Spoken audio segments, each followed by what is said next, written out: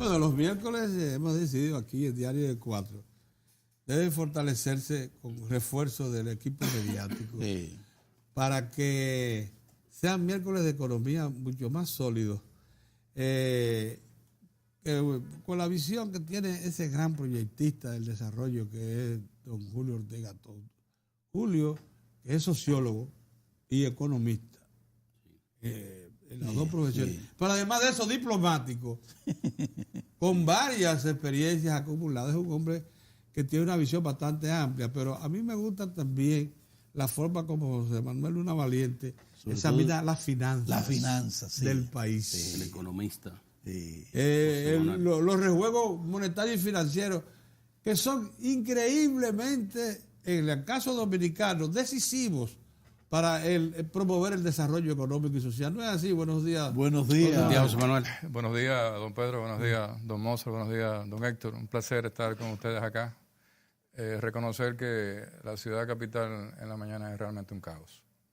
Ese es el primer análisis de impacto económico. Es cierto.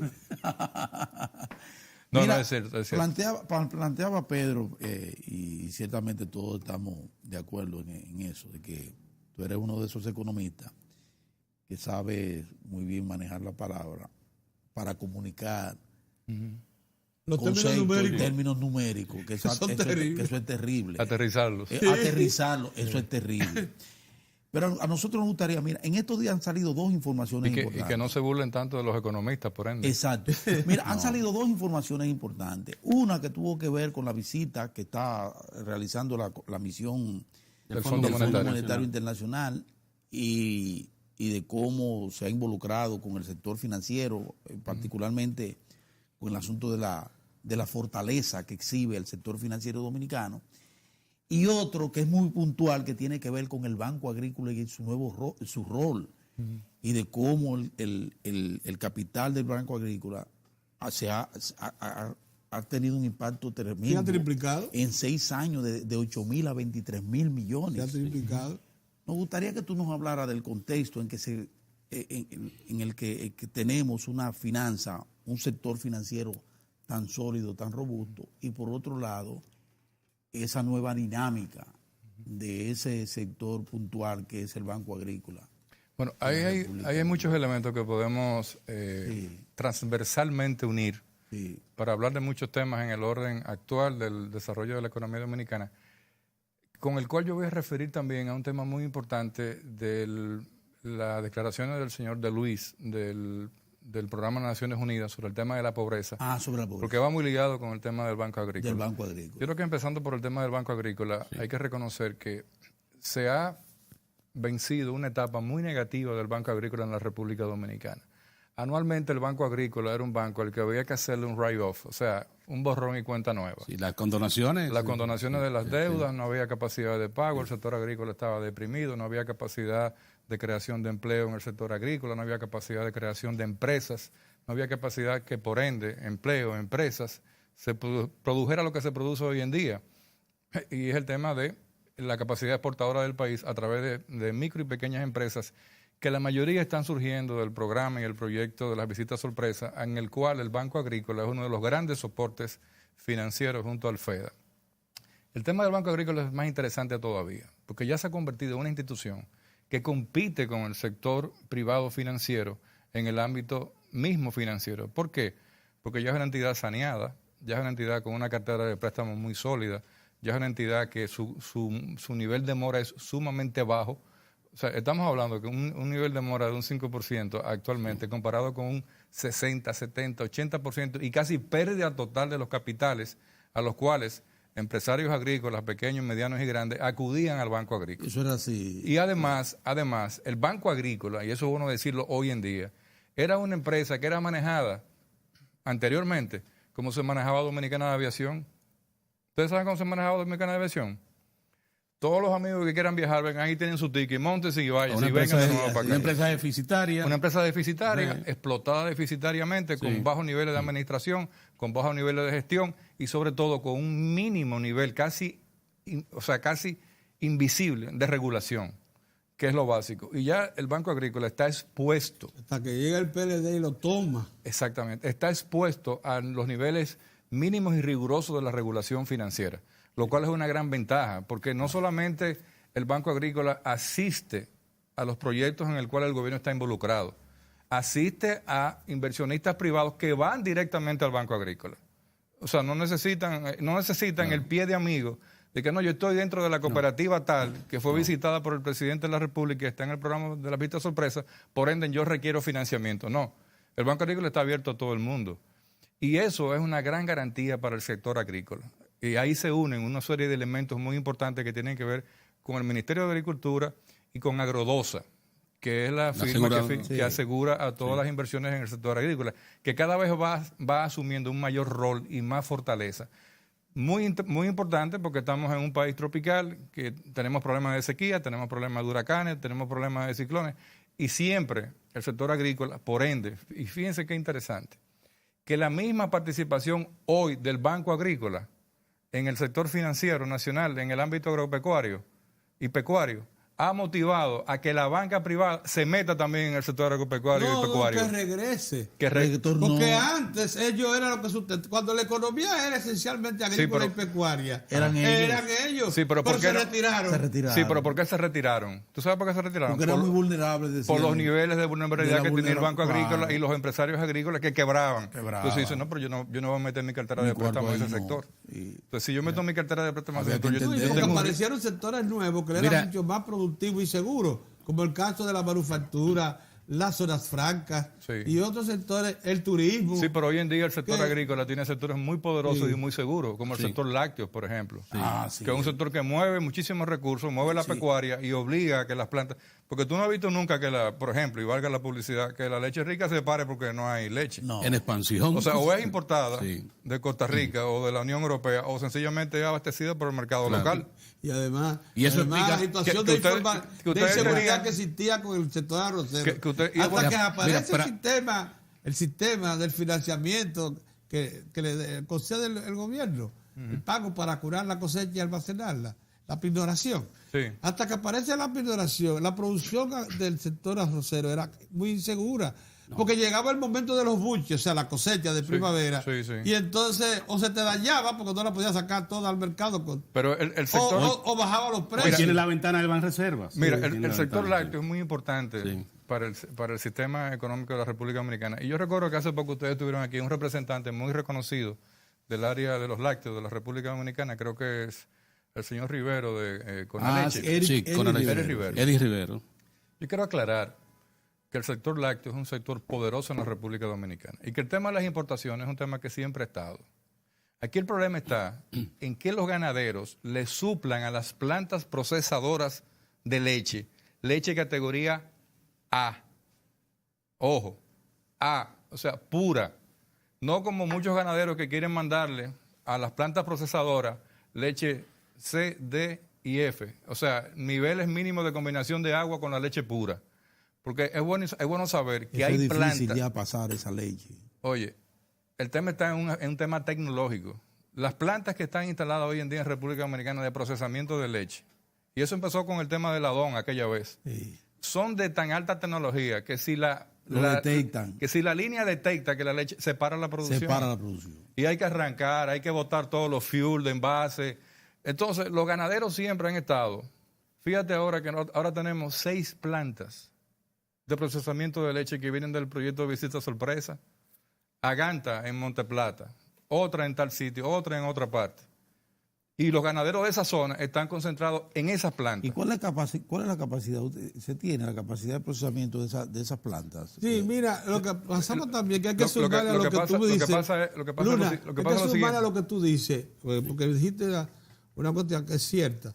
Los ganaderos tenían una estructura que si no era apoyada por las grandes pasteurizadoras que iban a buscar la leche a finca, en la leche o se le dañaba por falta de refrigeración o simplemente daba pie a un manejo inadecuado, eso de la mano y cosas. Sí, pero la cadena de frío. Con el tiempo se ha establecido una cadena de frío que le permite a ellos llegar entonces y recobrar la leche, adquirirla en finca, pero fresca ya, Y los que no han podido incorporarse a eso, los que no han podido incorporarse a eso han tenido que pasar al mercado informal, al que dijo él, al que alimentan con ciertos elementos que no es precisamente leche. Pero esa cadena, José Manuel, está muy bien organizada, al grado que las pasteurizadoras tienen los una estructura recursos logística para captar la leche. Para moverla rápido. Pero mira, yo quiero dar un salto y se va a ver como extraño, pero tiene que ver con el planteamiento inicial de ustedes dos con el tema financiero. Sí.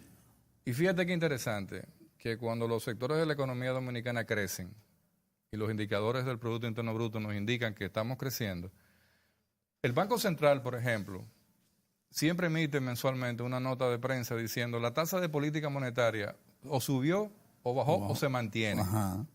¿Verdad que sí? Sí. Pero qué interesante es cuando nosotros nos pasamos mucho tiempo, y yo diría que más de un año, sin ver que el Banco Central dice la tasa overnight y la tasa lombarda están subiendo a un tanto por ciento o bajando un tanto por ciento. ¿Y ustedes saben qué significa eso? Que el Banco Central no toque esa tasa. Que el sistema financiero nacional está dedicando recursos que antes mandaba al Banco Central para recibir una tasa de financiamiento overnight por depositar un exceso de liquidez. ¿A dónde lo está mandando? Al sector privado. Al sector productivo. Sí. Entonces, por eso es que ustedes mismos dicen, tenemos 71 meses creciendo en el mercado de préstamos.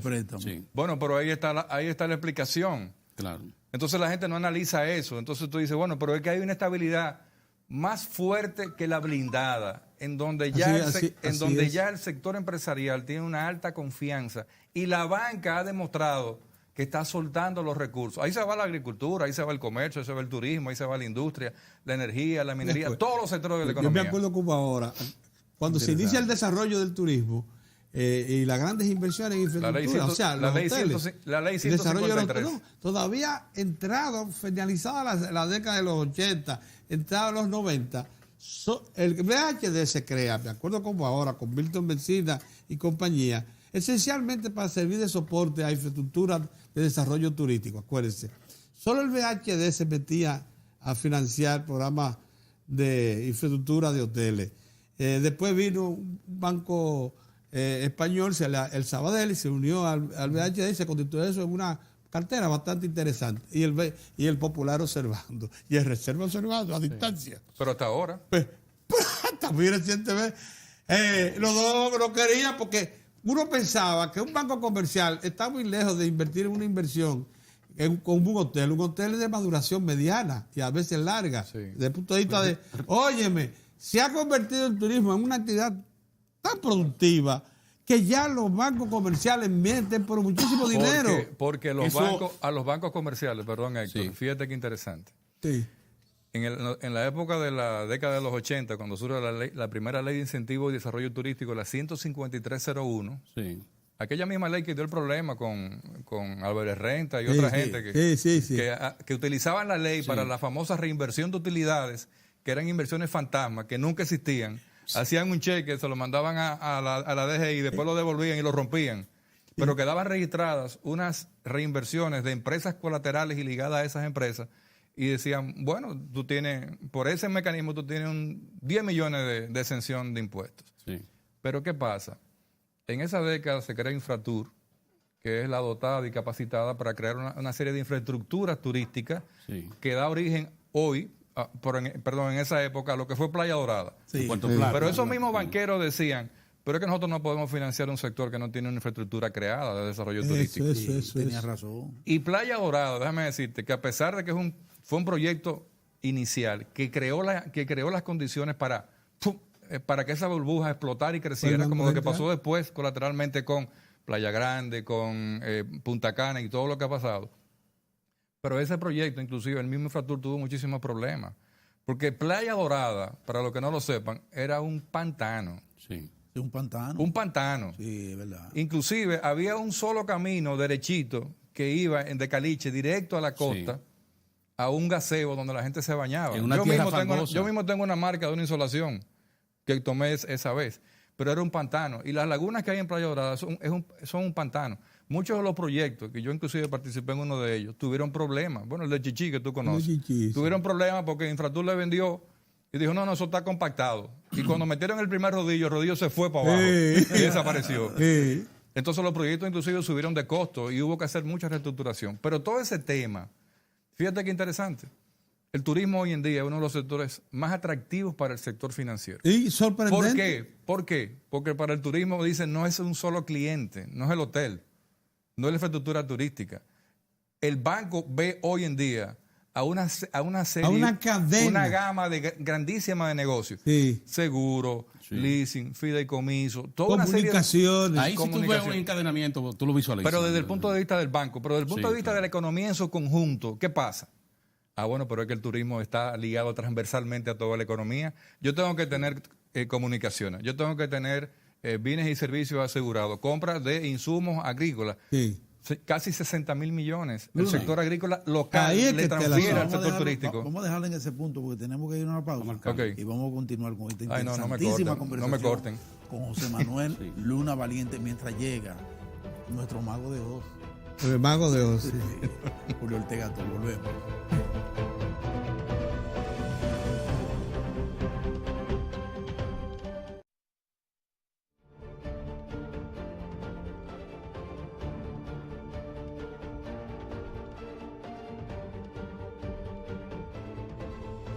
Ahora sí tenemos completo los refuerzos de equipos mediáticos en Diario de 4. Vámonos para el PNUD. Que Mira, se fue el hombre. el Lorenzo Jiménez El de señor Luis se va. Después de 6 años aquí. Y la verdad es que ha sorprendido probablemente de manera no agradable a sectores que se acostumbraron mucho al discurso de Miguel Seara Hatton desde el PNUD. Desde el mismo PNUD. Desde el mismo PNUD.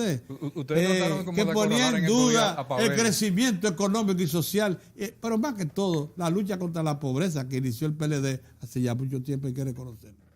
Bueno, desde los tiempos que se creó el CIUBEN, entidad que por cierto tuvo mucho que ver de Julio.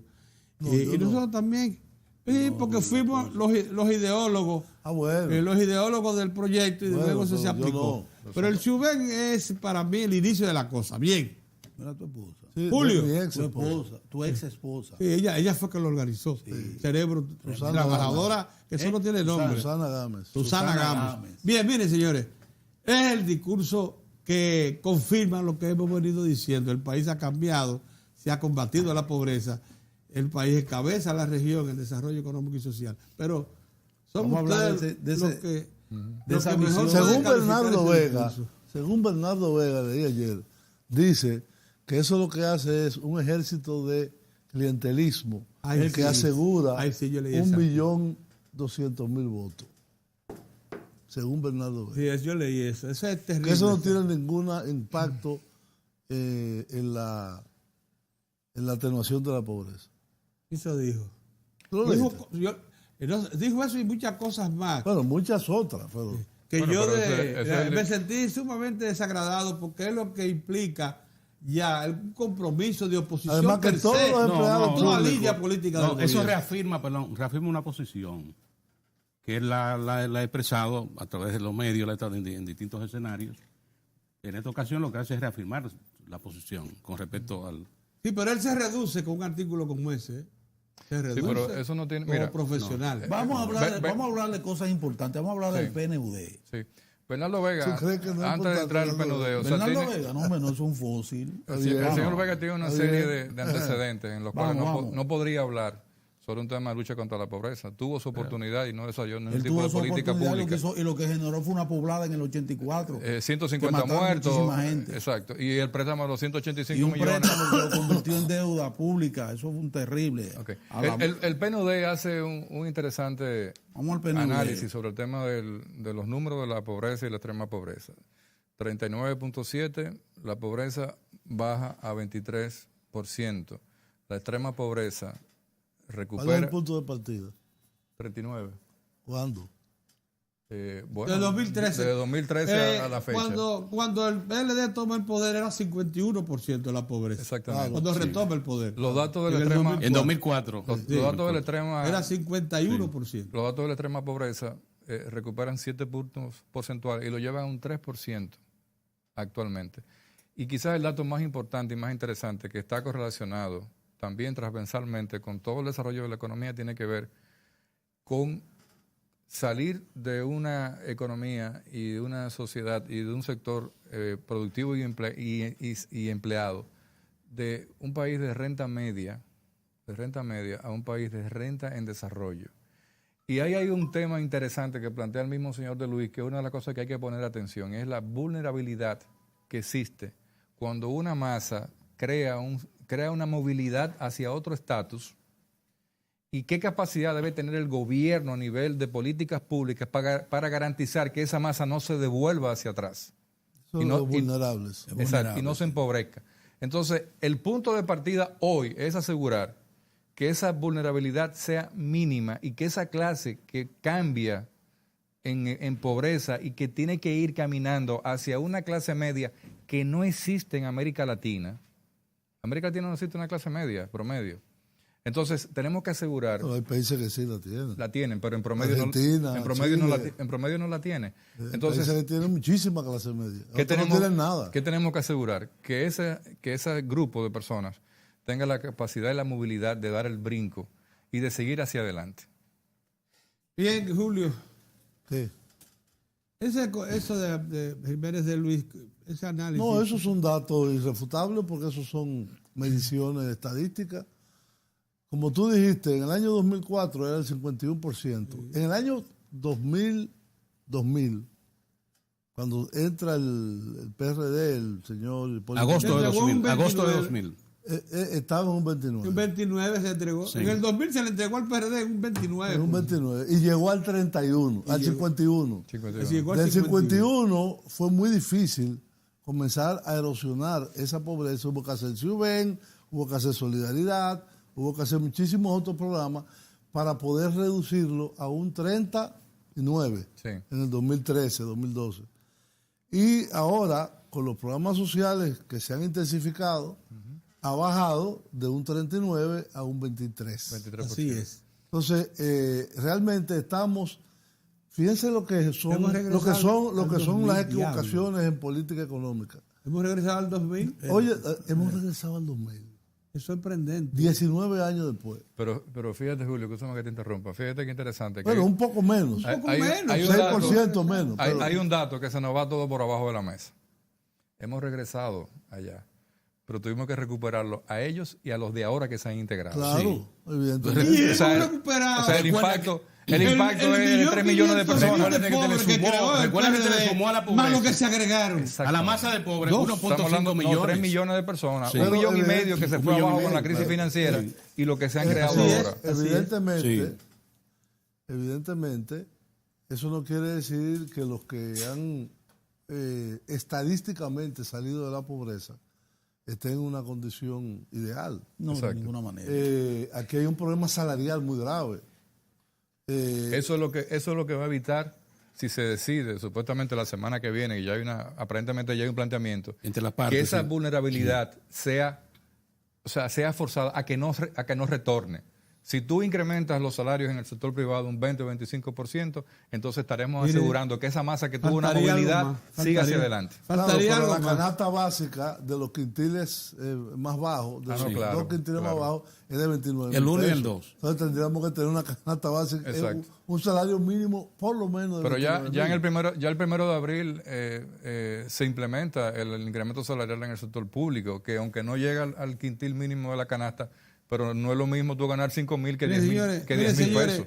Evidentemente, yo no sé si ustedes están de acuerdo con este planteamiento. Evidentemente a nosotros se nos escapó la posibilidad de caerle atrás al salario. ¿Por qué? Porque llevar el salario ahora a 29,000 pesos, pongamos por caso, ya se nos fue de las manos. No, perdón. Pero déjame terminar el juicio. No he dicho 29,000. En apariencia. No, he dicho la canasta básica. Pero ese es. De esos esa es la que hay que alcanzar. Para preservar la clase media que hemos creado, tenemos que poderla a consumir por lo menos la canasta básica. Y no está garantizada. Entonces yo digo que la única manera sería en 2 campos de acción que hay que actuar. Mejorar el salario a la medida de lo posible. Ya vemos que hay esa posibilidad. Y mejorar los servicios que da el Estado para que los servicios sean los que atemperen. Claro. Energía, transporte, educación, salud. Si esas cosas el Estado las mejora, las eleva, sí, pero entonces con eso tú compensas la pérdida de desarrollo. Mira, aquí hay que aclarar algunas cosas que se convierten siempre en demagogia política, sobre todo en periodos preelectorales como este. Aquí la gente ya sigue hablando del tema de la deuda, demagogia política, el tema de la energía, el tema de la salud, el tema de la educación. Señores, pero estamos hablando de sectores que son impactantes a nivel de transformaciones estructurales. Aquí han habido transformaciones coyunturales muy puntuales en todos los mismos sectores. El sector de energía, bueno, hay que hacer una planta, no Punta Catalina, no hay cuarto. Entonces, démosle mantenimiento y el sector queda en el piso. El sector de educación se hacen 2 o 3 cositas, pero ¿cuándo en un país se han enfrentado responsablemente a nivel de transformación estructural los sectores que realmente van a propender el desarrollo? Estamos en eso en el sector salud, estamos en eso en el sector educativo, estamos arriesgando al mismo gobierno con el tema eléctrico porque tuvo que decidir, porque o nos quebraban a los privados y la mafia iba a seguir, iba a producir lo que Julio ha hablado mucho, de que el mismo déficit que tenemos hoy en día en el sector energético se ha convertido en deuda y lo tenemos ahí en 15,000 millones de la parte de la deuda. Entonces, si tú no enfrentas eso y tú te haces de la vista gorda para ser un presidente más populista, entonces nunca vamos a resolver. El presidente tuvo hace 2 semanas, invitó a un futurólogo que se llama Víctor Divari, lo llevó al Palacio Nacional con la colaboración, aparentemente el financiamiento de Claro. El presidente reunió a todos los funcionarios altos y medios, e invitó al sector empresarial completo. Ahí estaba todo el mundo. ¿De qué estaban hablando? De innovación, de emprendurismo, de competitividad. Y el presidente tuvo al final una participación de 2 minutos, qué bueno escucharla. 2 minutos nada más. Digo, nosotros estamos hoy en día en un sector industrial 2.0, pero ya el mundo está en 4.0. Entonces nosotros no vamos a poder vencer de 2 a 4. Vamos a tener que ir muy rápido de 2 a 3 y más rápido todavía para caerle atrás a 4.0. Sí. Entonces, ¿qué pasa? Que tenemos un elemento muy importante hoy en día que no teníamos antes. O sea, la lucha, Julio, que teníamos antes con el tema público-privado. Bueno, aparentemente hay un sector privado que está interesado en colaborar y tener transparencia en la participación. Pavel Isa, a quien sí yo le hago caso y a quien sí respeto, un economista joven, brillante, compañero, que no tiene segundas intenciones, decía en estos días, bueno... Sí, eso es bueno que tú lo digas, porque Pavel es un hombre muy sano. Que no tiene segundas intenciones, claro, como el otro, como el que mencionó Julio. Sí, sí. Pero oye, Pavel Isa decía, analizando precisamente lo del informe del PNUD, decía, sí, hemos avanzado, pero prácticamente, decía él, ha sido nosotros enganchándonos en los vagones de cambios mundiales que se están generando y nosotros nos hemos ido incorporando. Pero no hemos visto ningún tipo de innovación, no hemos visto. Y yo le dije, espérate, Pavel, yo creo que sí ha habido innovación. En algunas áreas ha habido innovación. Punta Catalina es una innovación. Es el Estado incorporándose a la generación de energía a esos niveles. Sí. Eso es innovación. Sí. Lo que está aconteciendo a partir de la visita sorpresa, eso es innovación. Lo que está pasando con la primera infancia, eso es innovación. ¿Cómo ven ustedes el componente, ahora que acaba de mencionar lo que dijo el presidente, en materia de innovación? ¿Qué nos falta? Porque él hablaba también de otro componente, que es el del problema fiscal. Sí, pero mira, la innovación requiere algo que desgraciadamente aquí es muy débil, que es investigación y desarrollo. Sin investigación y desarrollo, sin inversión en investigación y desarrollo, tú no puedes tener innovación. Yo te voy a dar el ejemplo de la nación quizás más innovadora. Modelo. Innovadora y modelo en su forma de estimular la innovación, que es Israel. Sí. Ajá. Tiene muchas cosas malas, pero tiene muchas cosas buenas. Claro. También. Y la política de innovación del Estado de Israel es realmente de admirar y de analizar. Admirable. No copiar, porque nada se puede copiar. Israel tiene unos recursos humanos que no son formados en Israel, porque la diáspora judía Estados Unidos, Harvard, en todos lados, en Rusia, en Europa, en Norteamérica, en Sudamérica. Entonces, pero ellos tienen una política que es el acompañamiento del Estado a el capital de riesgo para la innovación.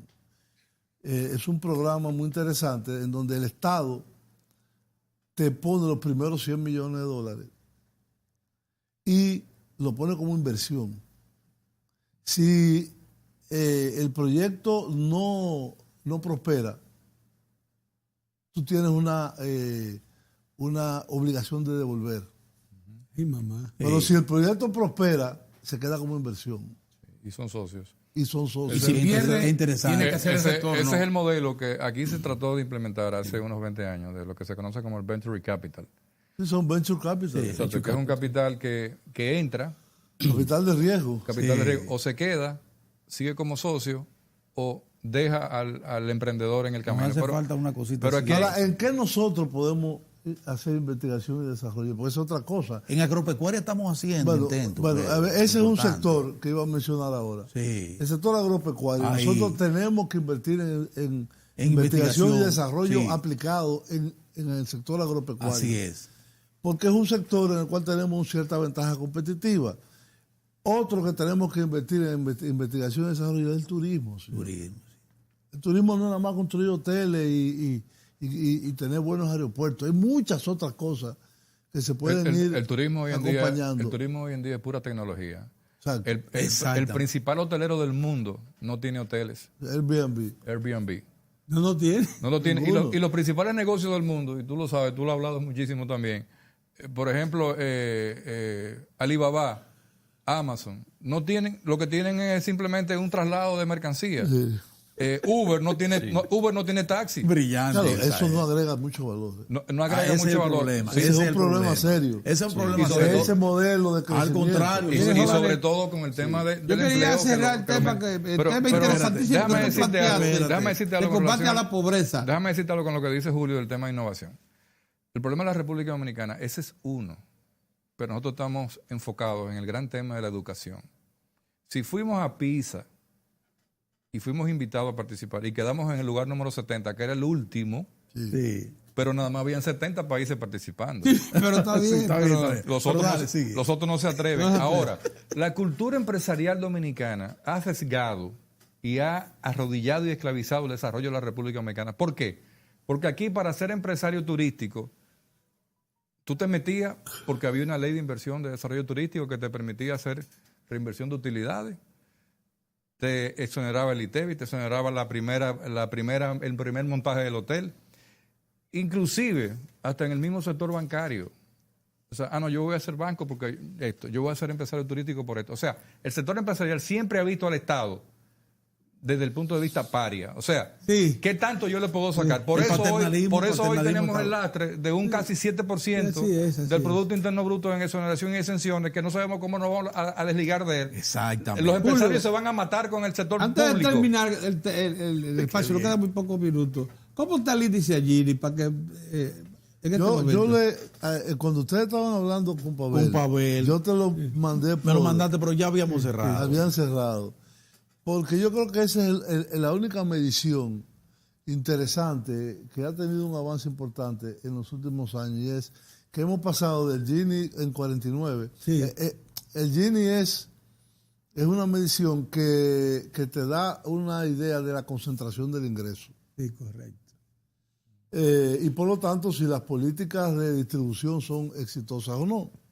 Entonces, el Gini 1 es el peor. Exacto. Y el Gini 0 El mejor. es el mejor. Sí. Entonces, los países que están muy mal andan en 0.60, 0.70, muy alta concentración del ingreso. Y los que están mejor, como los nórdicos, están en 0.20, en 0.15, etcétera. En Latinoamérica se anda alrededor entre el 45, 0.45. 0.45 y 0.52, 53, 54. Nosotros, yo lo llegué a ver hace muchos años cuando estuve en una playa en 0.51 y en el periodo de los 6 años del gobierno del presidente Medina pasó de 0.49, está en 0.50. 47 fue que me 47.